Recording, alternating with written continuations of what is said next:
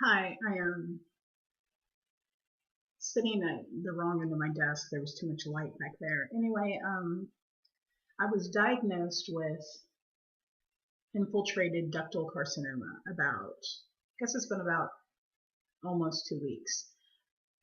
I want to do this because I have found while they're informative, it seems to me that so many people in the videos I'm watching aren't real technical and I'm not knocking anyone's videos. I certainly wish that there were more information. Like people tend to focus on when their hair grew back if they're going through chemotherapy.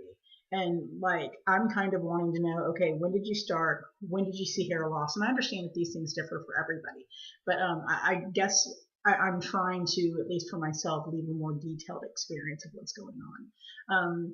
People don't talk about telling their kids much. They don't talk about how their husbands are reacting. It tends to be a very what they're going through experience, and that's fantastic, and that's certainly what this venue should be for, is to kind of help people through shared experience.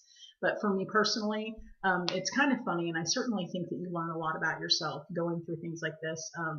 I've never really freaked out about myself. From the day I found out, my concerns have definitely been of other people, being my kids and my husband. I really kind of just have faith I'm going to get through it and I'm going to be fine. Maybe that's what's allowed me to kind of just be very pragmatic and kind of it is what it is. But my actual diagnosis was infiltrated ductal carcinoma. I have a 1.8 centimeter lump in my breast, which is actually very small. And staging wise, falls well within the category of stage one and stage zero and stage one. What happened with me that was a concern is, and how I found it, was I had a lymph node swell up underneath my arm. When that happened, I had the flu, and so I thought, nah, it's like a viral infection. It could be something. I'm obviously overweight, but I'm a relatively healthy person. We eat, pretty well. My husband's super fit, and my kids, are. I feed them better than I feed myself. Put it that way. So anyway, found the lymph node. Thought it was odd. I'd never had one before. So I called my GP and said, hey, should I come in? So I went in, they put me on an roundabout box, and the lymph node hurt. I mean, putting my arm down, it hurt. And it went from, I can tell you the date, it was February 9th. I noticed it. It was about the size of a large grape. Within a week, it was the size of a golf ball. One of the reasons I'm wanting to express this is once you start calling doctors, of course you're talking to family and friends. I have an aunt who's a nurse practitioner in Texas, and I called her, and one of the things I kept hearing from everybody over and over and over was, does it hurt? And I'm like, well, yeah, it hurts. And everybody, like synonymously, all of them were like, oh, don't worry, it's not cancer. Cancer doesn't hurt. Cancer doesn't hurt. Well, long story short, go to the doctor, went to the gynecologist, was immediately referred to a breast center. Then it kind of snowballed from there. Not only did the tumor in my breast that was 1.8 centimeters, was it cancerous, I had a 6 millimeter lymph node in my armpit that was absolutely cancerous. So that being said, if anyone is not going to the doctor because they're hearing that, oh, well, it just hurts and it's probably cystic fibroid disease or this or that, or a plethora of different breast issues that can cause that and cause pain. And if at any point you're dismissing in your head that it's not cancer because it hurts, I'm here to tell you I'm not a weenie. It hurt to put my arm down. It was very painful. And it fluctuated in size, which also told me, well, a tumor wouldn't go up and go down, go up and go down. Well, it did all of those things, and it was absolutely cancer. So that's something I would absolutely convey to people, is make certain, don't kind of listen to other people, go to the doctor, get it checked out. So that being said, it did spread from the breast to the lymph node. The doctors feel that it's a pretty aggressive cancer. It's kind of funny. I, being pragmatic, I like immediately, like you all do, we start researching, we're watching videos, we're reading everything we get our hands on.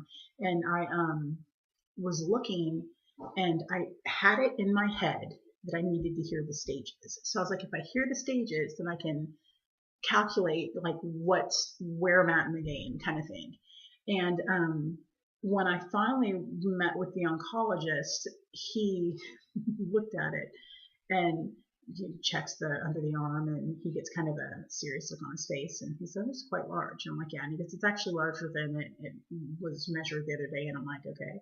And he says, well, if I were to stage you now, I'd probably stage you at a 3B, 3C, or 4.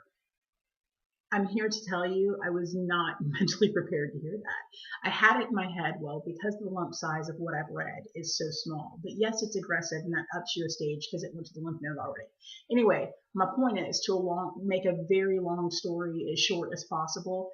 Yes, you're scared, and yes, you want as much information as possible, which is exactly how I was. But I can tell you from my own experience, I immediately figured out, put the staging out of your head. It's not something you can control. And with breast cancer, unlike anything else, oddly, it's a process. So that's something I would certainly let you, kind of try to convey to you is don't get caught up in hearing this is this time and this is that time and this is the stage and that's that stage. Just you're going to have to at some point in your own journey let that go and just be certain that the people you're dealing with know best, and they'll kind of evaluate it. Anyway, so I was diagnosed on a Friday. By the following Tuesday, I was in the surgeon and the oncologist. The surgeon scheduled putting I have a Metaport. It's gross. One part opened up. You can't see the red right here? It's about a 1-inch incision plus where they tacked the stitch here.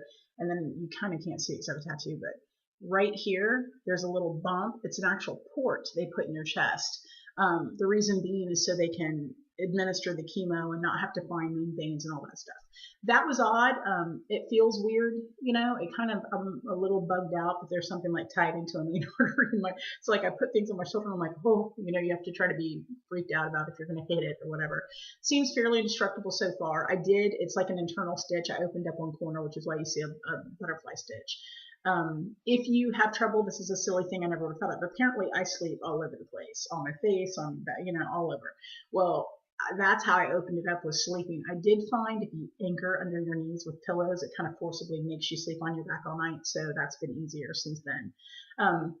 The day they put in my Metaport, they went ahead and administered my first round of chemo that day. I'm taking a cocktail of 3 chemos. I want to say it's TCA or TAC, one of those. It sucks. It was not fun. Yesterday was actually Tuesday was my 1-week mark for chemo. I kept telling myself I need to make videos, and the first week fully be prepared to just kind of process information and sit there, and you're going to have your moments of holy crap, I can't believe this is happening. But you got to roll with it. I went through the chemo. It was 3 hours that you sit there. You watch movies. I watch movies, and you're imagining people hugging the toilet and throwing up, and you feel like you're going to die. That has not happened to me with the nausea. They did give me a pill to keep the nausea at bay. I've only been nauseous 1 or 2 times and had to take the pill. I've never thrown up since this started. The biggest thing that I find is it's like a radiating bone pain. The first week, my knees, my ankles, it was like you hurt from your bone marrow out to your skin.